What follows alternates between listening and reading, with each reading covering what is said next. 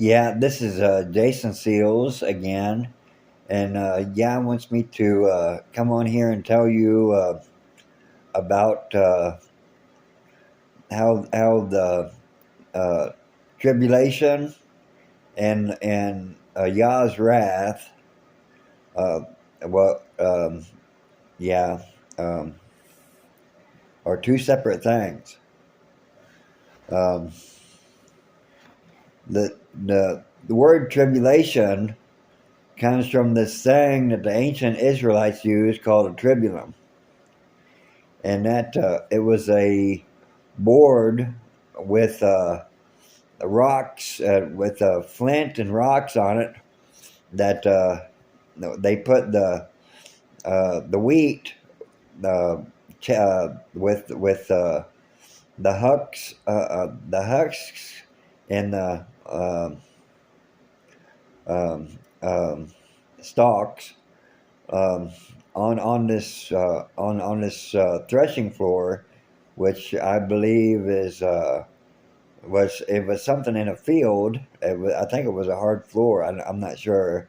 Um, and what they did was they ran over this. They put the tribulum on. They tied it to the back of a donkey or an ox, and they stood on this board, and they separated the wheat grain from the husks and the chaff and um, the stalks.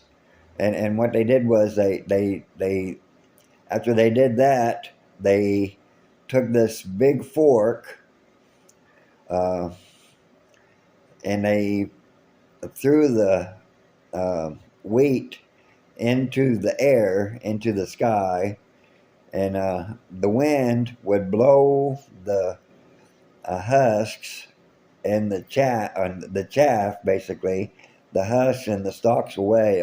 The wind would blow it away, and the wheat grain, would fall back to the ground. So that instrument was called a tribulum. Now we are the body of Yeshua. We are the grain. We and the chaff is like worldly things. It's just things that he doesn't want, that Yah doesn't want, that Yeshua doesn't want. Uh, it's bad.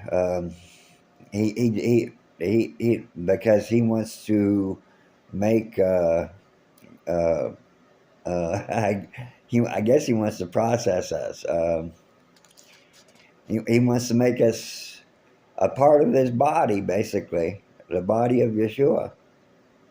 Uh, and there's different people that say, or different people that say that when the wrath is, when the tribulation ends, and when the wrath begins, the great tribulation and Revelation, and wrath begins.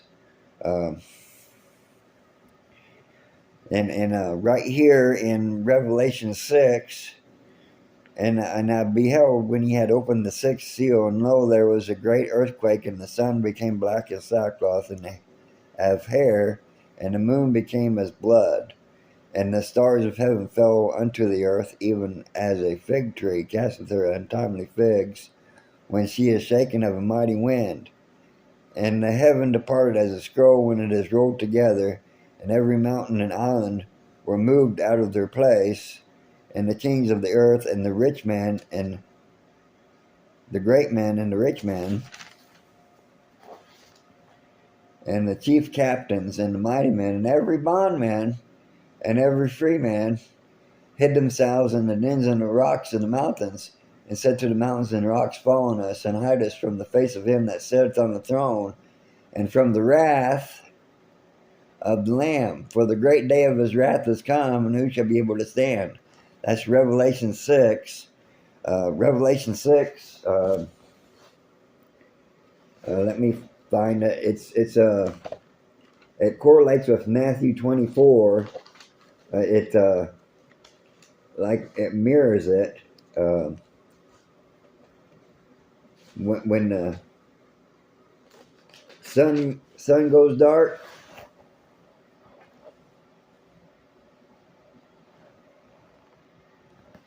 and then also shall appear the sign of the Son of Man in heaven, and the earth. Then the earth and the tribes of the earth, and all the Son of Man in heaven, and shall all the tribes of the earth mourn, and they shall see the Son of Man coming in the clouds of heaven with power and great glory. It says, immediately after the tribulation of those days shall the sun be darkened, and the moon shall not give her light, and the stars shall fall from heaven, and the powers of the heavens shall be shaken.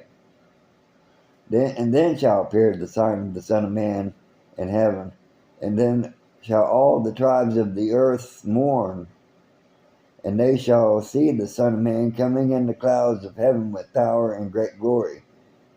And he shall send his angels with this great sound of a trumpet, and they shall gather together his elect from the four winds, from one end of heaven to the other. So that correlates with Revelation 6. That's like a mirror image of it or whatever. It could happen at the seventh trumpet or after the seventh trumpet. I'm not sure. It could, but Scripture usually interprets itself. But that was Matthew 24, where I lost the place. Matthew 24.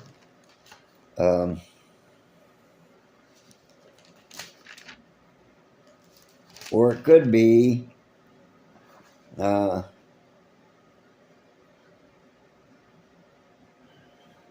Revelation 14.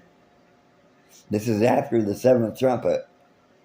And another angel came out of the temple which is in heaven, and having a sharp sickle, and another angel came out from the altar which had power over fire, and cried with a loud cry to him that had the sharp sickle, saying, thrust in thy sharp sickle, and gather the clusters of the vine of the earth, for her grapes are fully ripe. And the angel thrust in his sickle into the earth, and gathered the vine of the earth, and cast it into the great winepress of the wrath of Yah. And the winepress was trodden without the city, and blood came out of the winepress, even unto the horses' bridles, by the space of 1,600 furlongs. John had to write this in like he wrote it as he seen it, but it had to be in a code, because it's not all literal or whatever. I mean, you're not going to actually see or angels or whatever. I don't think see angels and these other things coming down to earth, as in what people or the world would think. It's going to be different. Figuratively, that's what he said. Figuratively. So yeah, it's figurative. And Revelation 15, and I saw another sign in heaven, great and marvelous, 7 angels having the 7 last plagues, for in them is filled up the wrath of Yah. So there's wrath there too, after the 7th seal. But I just thought that's interesting about that correlation with that in Matthew 24, and in the 6th seal. That's really interesting. Anyways, I just y'all wanted me to come on here and tell you guys that the wrath and the tribulation are two separate things. So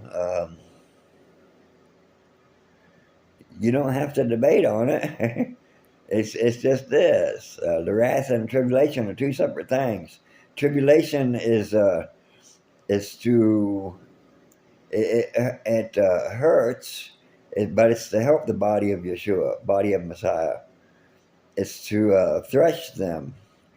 um, and then they go up and then they come back down, as in what the grain, uh, as what the grain does or whatever, what the wheat does.